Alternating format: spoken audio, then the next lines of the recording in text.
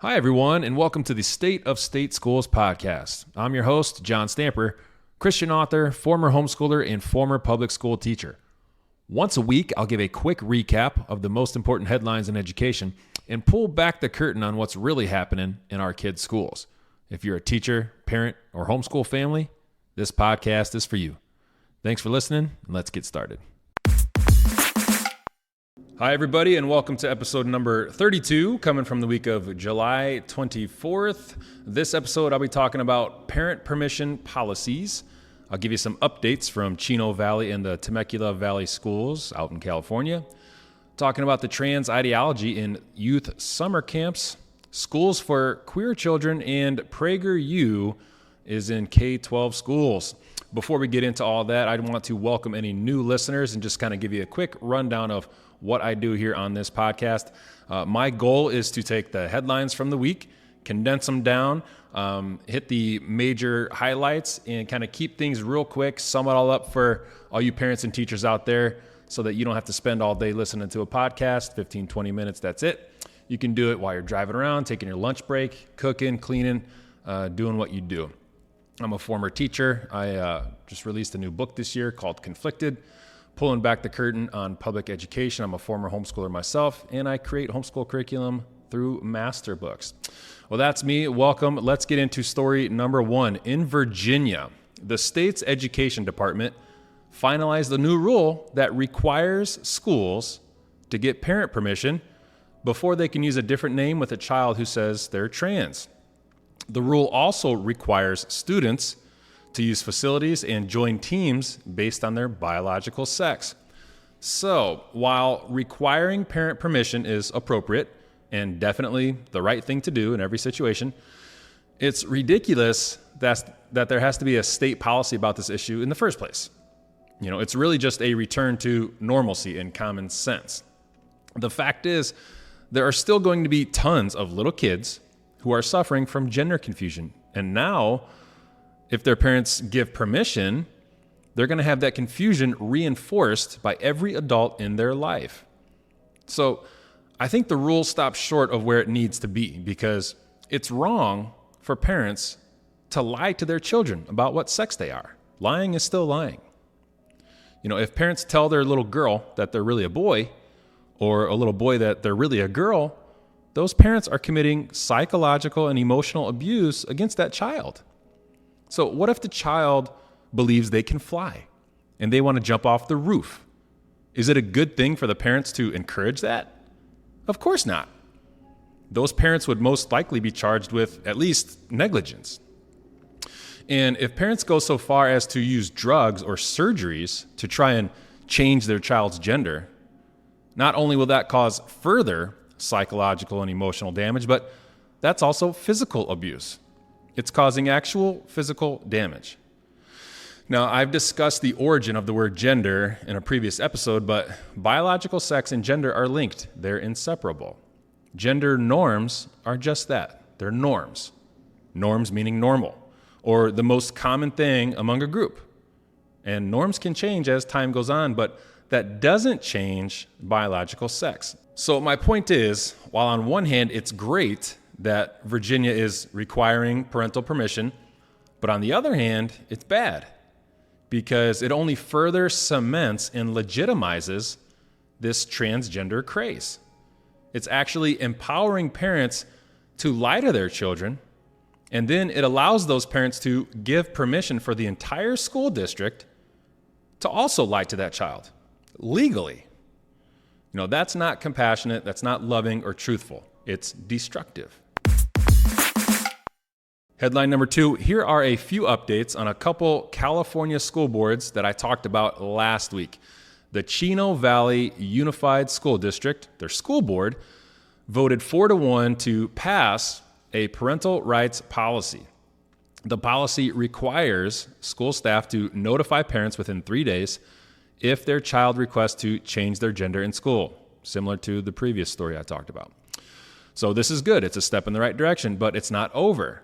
There's still a huge problem. There is a big difference between permission and notification.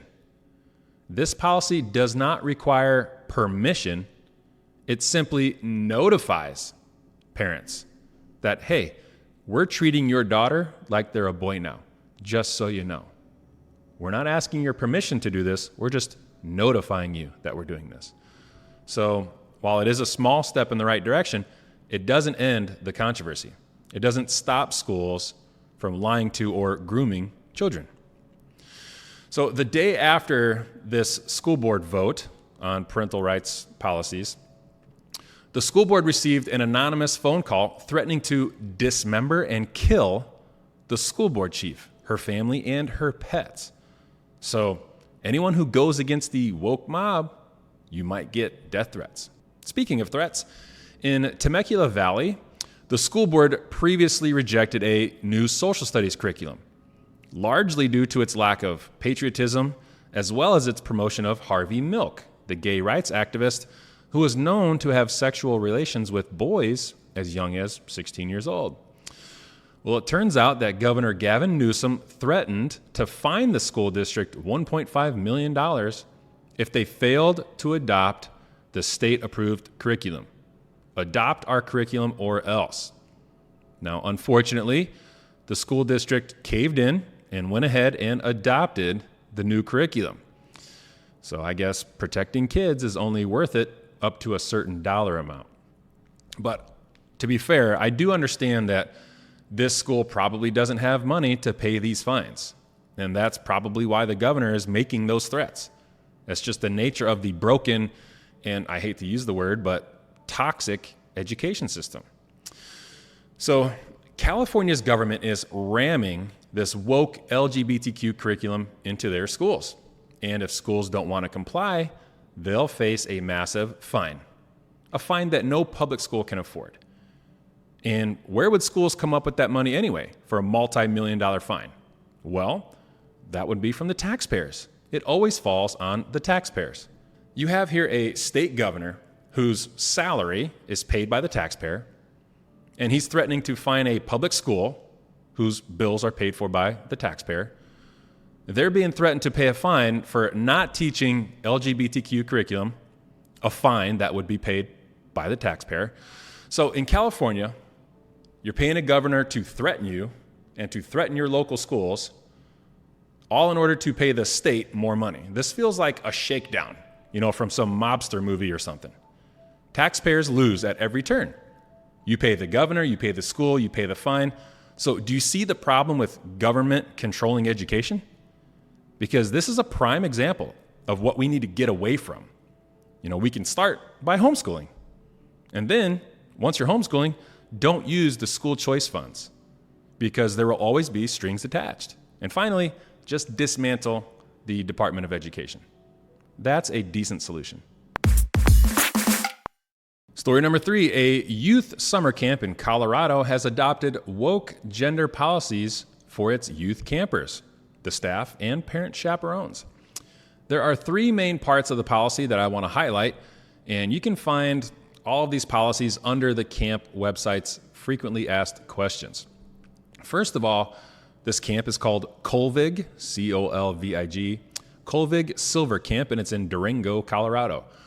Traditionally, at these overnight camps, and I've attended them as a teacher, there are separate cabins for boys and separate cabins for girls. The boys' cabins usually have a couple fathers in there to supervise, and the girls' cabins usually have a few mothers, etc. Well, this summer camp is allowing children and adults to sleep in the cabin that aligns with their gender identity and not their biological sex. So what does this mean?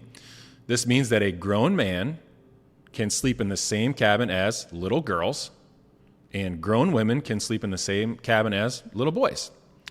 Second, the camp will be using secrecy policies, like I talk about so often in public schools. Secrecy policies mean that parents of campers will not be notified if a trans adult, quote unquote trans adult, is sleeping in the same cabin as their child. Parents won't know about that because of secrecy policies. And finally, if there happens to be any campers who want to, quote unquote, transition genders while at camp, maybe they want to use a new name or a preferred pronoun, camp staff will, 1, they will encourage the child to transition genders.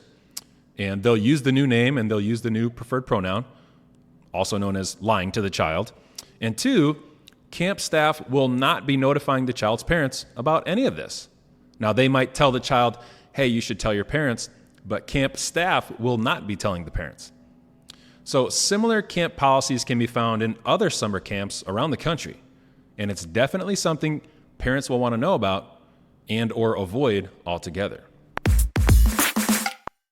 Story number 4, in Phoenix, Arizona, a new school is opening this summer specifically for queer children. The school is called the Queer Blended Learning Center and was created by an LGBTQ activist group called 1N10. Now, I've talked about this group before, but their mission is to support gay, trans, and queer individuals ages 11 to 24. Again, that's children as young as 5th grade, 11 years old, all the way to college grads who have a few years of experience in the workforce. They're all in the same group, talking about their sexual preferences, who they like to have sex with. Totally normal stuff, right? Strange 24-year-old adults talking to 11-year-olds about sexual attraction. Yeah, that's not grooming at all. And side note, this is all funded by school vouchers, aka tax dollars. So if you're a resident, you're paying for it whether you want to or not. This is another problem with the school choice voucher education savings account movement. It'll always come with government oversight, and the money comes from taxpayers. It's not privately funded. So these quote unquote queer schools for children are becoming a new trend as there are similar schools opening in Atlanta and Las Vegas.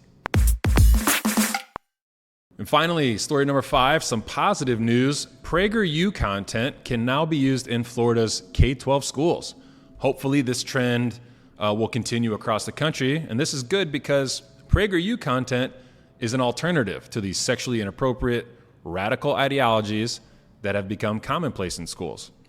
PragerU is a media outlet, which I'm a huge fan of, by the way, that prides itself on common sense, wholesome, and pro-America content, such as financial literacy and civics. So if you're not familiar with PragerU, I would recommend you check them out, particularly their 5-minute videos.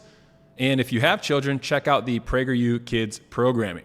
Well, that's all I have for you this week. That's the state of state schools. See you next time.